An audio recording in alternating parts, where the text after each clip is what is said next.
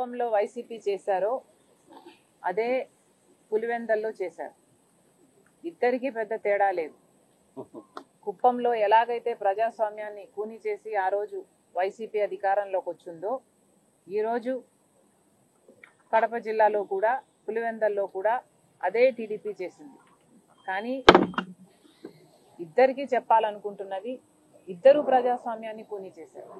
TDP అయినా YCP అయినా ఇద్దరికి పెద్ద తేడా లేదు. అందుకే చెప్తున్నా, వీళ్ళందరూ మోడీతో అలాగే ఉన్నారు. ఏదో ఒక రకంగా చంద్రబాబు గారు అయితే బహిరంగంగానే కూటమి కట్టారు. కానీ జగన్మోహన్ రెడ్డి గారు ఏమీ తక్కువ తినలేదు. ఈయన రహస్యంగా కూటమి కట్టారు. అంతే తేడా. వీళ్ళందరూ మోడీ కోసం పనిచేస్తున్న వాళ్ళే. వీళ్ళందరూ ఎంపీలు ఎంతమంది, 25 మంది లోక్సభ, 11 మంది రాజ్యసభ, ఏ పార్టీకి చెందిన ఎంపీలైనా ఈరోజు బీజేపీకే ఎందుకు ఊడిగలు చేస్తున్నారు? ఇదంతా రాష్ట్ర ప్రజలు ఆలోచించాల్సిన అవసరం ఉంది. ప్రజాస్వామ్యం ఎవరూ బ్రతికించే వాళ్ళు లేరు ఇక్కడ.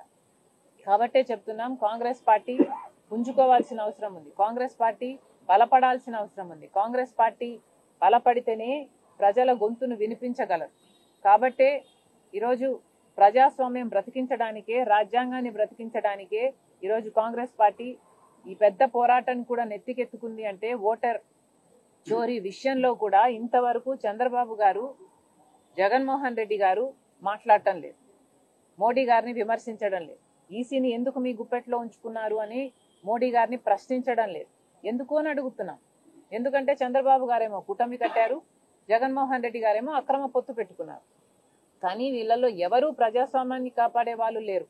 ఏదైతే కుప్పంలో చేశారో ప్రజాస్వామ్యాన్ని కూని చేసి, అదే మళ్ళీ కడపలో జరిగింది. ప్రజాస్వామ్యాన్ని కూని చేస్తే సాధ్యమైంది. ఇది మళ్ళీ చెప్తున్నాం, ప్రజాస్వామ్యాన్ని బతికించే పార్టీలు అవసరం ఈరోజు. అధికారం ఉండి రిగ్గింగ్ చేసుకుంటూ పోతే ఏదైనా సాధ్యం. అందుకే చెప్తున్నాం, ప్రజాస్వామ్యాన్ని బ్రతికించాల్సిన అవసరం ఉంది అని అందుకే చెప్తున్నాం. ఇలా దుర్మార్గంగా తాలిబాన్ల లాగా వ్యవహరిస్తే ఏదైనా సాధ్యం. సాధ్యం కాదు అని మేము అంటం లేదు, కానీ అది పద్ధతి కాదు అని చెప్తున్నాం. ఇది భారతదేశం అని గుర్తుపెట్టుకోవాల్సిన అవసరం ఉంది నాయకులందరికీ కూడా. ఇప్పుడు ఉన్న పరిస్థితుల్లో, ఒకప్పుడు భారతదేశం బ్రిటిషర్ల చేతుల్లో ఉంది. స్వతంత్రం తెచ్చుకోవడానికి ఎంతో పోరాటం చేస్తే తప్ప ఇది సాధ్యం కాలేదు. కానీ ఇప్పుడు మళ్ళీ భారతదేశం బందీ అయింది భారతీయ జనతా పార్టీ చేతుల్లో. మోడీ గారు అంటున్నారు నయా భారత్ నిర్మిస్తామంటున్నారు. మోడీ గారిని కాంగ్రెస్ పార్టీ సూటిగా ప్రశ్నిస్తుంది, ఏది నయా భారత్? ఏమిటి నయా భారత్? ఆర్ఎస్ఎస్ జెండాని, ఆర్ఎస్ఎస్ అజెండాని అమలు చేయడమే మోడీ గారి నయా భారత్. అంబేద్కర్ గారు రచించిన రాజ్యాంగాన్ని అవమానించి మార్చాలి అనుకోవడమే మోడీ గారి నయా భారత. మతం పేరుతో చిచ్చు పెట్టి ఆ మంటలో చలి కాచుకోవడమే మోడీ గారి నయా భారత. ఒక గోద్రా అయినా, ఒక మణిపూర్ అయినా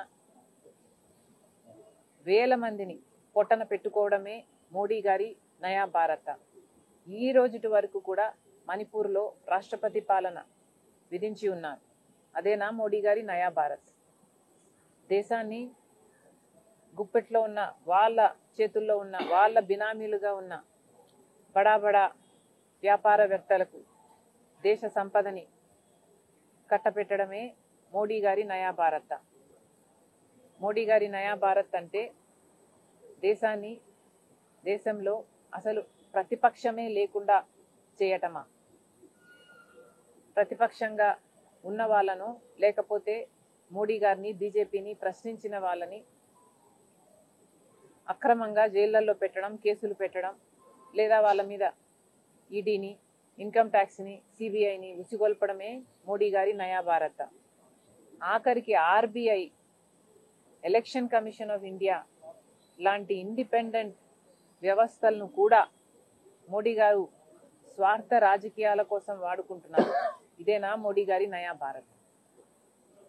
మళ్ళీ చెప్తున్నాం, ఇది నయా భారత్ కాదు, ఇది దగా భారత్. భారతదేశం మోడీ గారి చేతుల్లో దగా పడింది, మోడీ గారి చేతుల్లో మోసపోయింది, మోడీ గారి చేతుల్లో బీజేపీ చేతుల్లో ఈరోజు భారతదేశం బందీ అయ్యింది. కాబట్టి ఇంకొక పోరాటం చేయాల్సిన అవసరం ఉంది. ఆ పోరాటాన్ని రాహుల్ గాంధీ గారు నెత్తినెత్తుకున్నారు. ఈరోజు ఓట్ల చోరీ ఎంత బ్లేటెంట్గా బీజేపీ సిగ్గు లేకుండా చేసిందో, మోడీ గారు బీజేపీ కలిసి ఈసీని ఎలా తమ గుప్పెట్లో పెట్టుకున్నారో రాహుల్ గాంధీ గారు